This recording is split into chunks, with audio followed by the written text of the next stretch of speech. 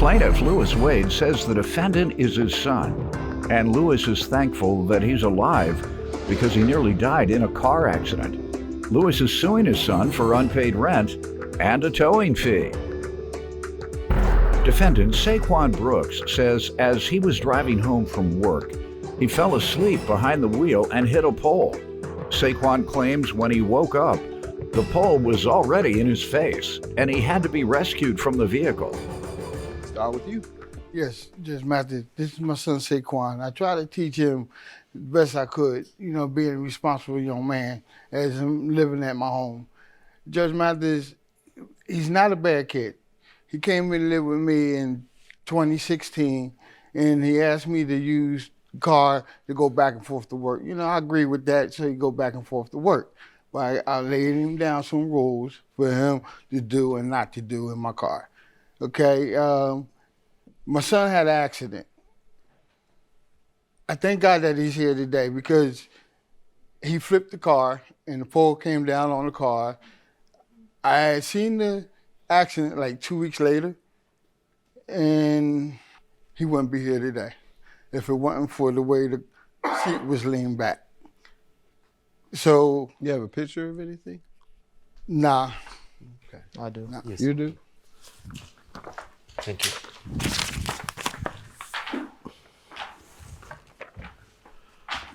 Wow. That driver's seat is the part that is most caved in. Ooh. Defendant Saquon Brooks is being sued by his father, who claims Saquon is lucky to be alive after he nearly died in a car accident. What happened here? I was on my way home from work, fell asleep behind the wheel, long day at work. What time? It was during the day. I don't know specifically exactly the time, but it was during the day, afternoon. It was really hot. It was a summer day, doing landscaping. I fell asleep behind the wheel, hit a pole. By the time I woke up, the pole was already in my face. I couldn't really do much about it. I got stuck upside down inside the car. The only way I was able to get out, somebody who witnessed it cut the seatbelt off of me, and a few other people had to lift the car for me to crawl out the window. Okay. You want to give me any other background before we get into the rent? Yes, Your Honor. I want to start off by saying I love my father. I feel like the biggest issue between us two is we don't know each other. At the age of 8, my mom and my father, they ended up separating. I didn't see him very often till 6th grade. I ended up living with him. After that, I really didn't see him much until I was probably 17, 18. We really didn't have much of a relationship, no communication, not much for us to really talk about from in between. How did you come to move with him?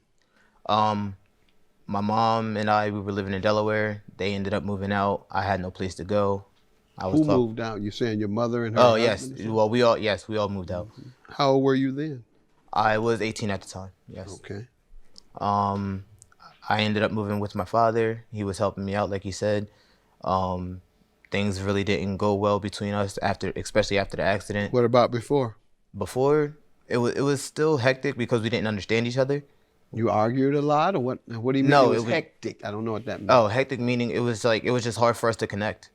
We really we just didn't know each other. Yeah. Okay, you're not really giving me anything to go with. Yeah, go ahead. Does that mean you all didn't speak in the house to each other, or you'd sit there and watch the game and just be quiet because you didn't connect, or was it we didn't connect and therefore we argued all the time? That's what I was trying to find out. It's not that we didn't connect, as he says. It's basically his mom lived in Delaware with her husband. I was a truck driver. Well, I still am a truck driver.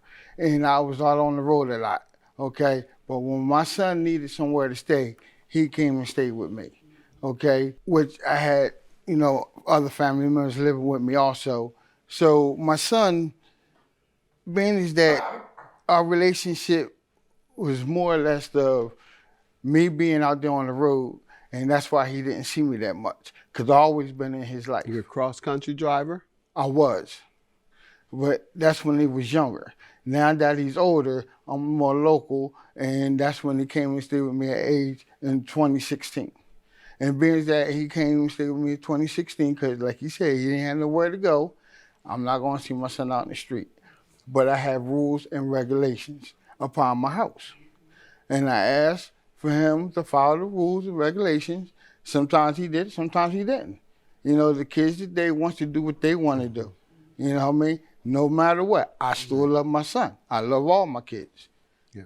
So that's why I was trying to get in to be is. specific, and that's perhaps why he wasn't. And typically when a young person tells me that about a parent and they can't get specific, it's because they don't want to follow the household rules of a parent. They don't understand that if you don't want to follow the rules, you get your own place. Right. Whatever the rules are. Right. All right, so perhaps that's why he couldn't tell me what the problem was. So we'll move on to the rent and the towing fee. Okay, well, when he came to live with me, you know, I let him know there's going to be some responsibility. Did you say the amount? Yes. How much? $35 every time you got paid. Okay. Which came out every week, 35 every week. That's nothing. Okay? 140 a month. Right, 140 a month. So being that he got the 140 a month, he couldn't pay me. I'm sorry, Your Honor, but that's a lie. What was the agreement? There was no verbal agreement. There was no written agreement. There was no agreement at all. The agreement was I was going to help you until you got on your feet. Help him? You know, he was going to help me until I got on my feet. All right. And you didn't get a job? Or? No, I had a job. You weren't on your feet with your job?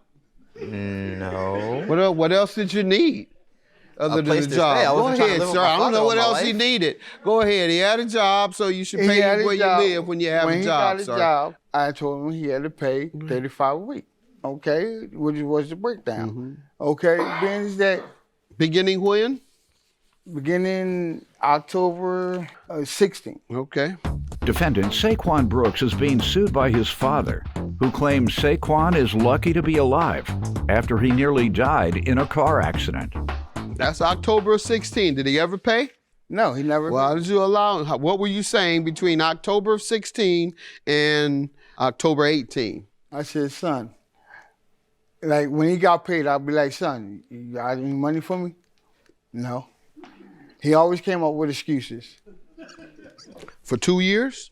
For 2 years. Never gave you anything? Never gave me, he may have gave me a 20 here, but other than that, he didn't give me nothing. So in 2 years, you haven't given him anything?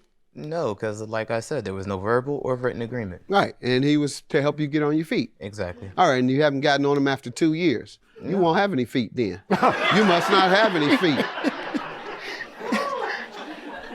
How far did you go in school, young man?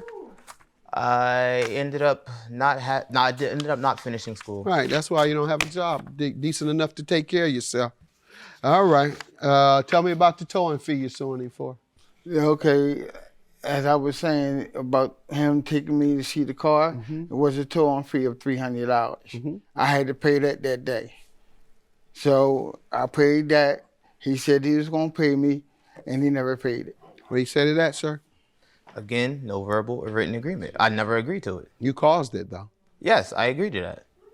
So why do you think you can cause damage to somebody's property, cost them money, and not have to pay them?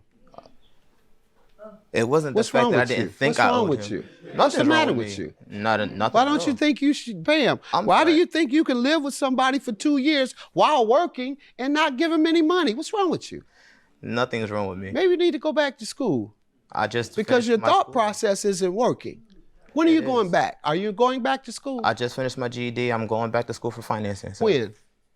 As soon as I can. For what? Finance? Yes, sir.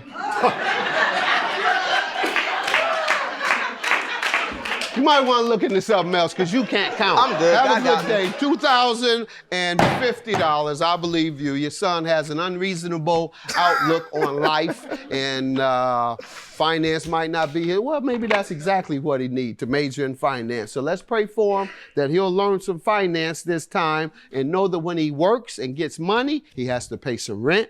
He damaged people's property, he has to pay them. So let's pray. Everybody pray with me that he'll understand that as a young man. Have a good day. Thank you. Yeah, son, I love you.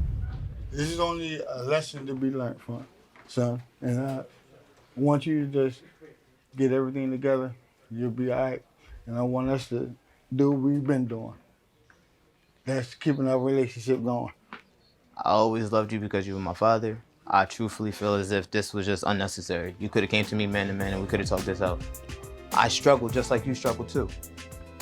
I gotta work the same way you gotta work. I was gonna look out for you. You're my father. That's what we're supposed to do.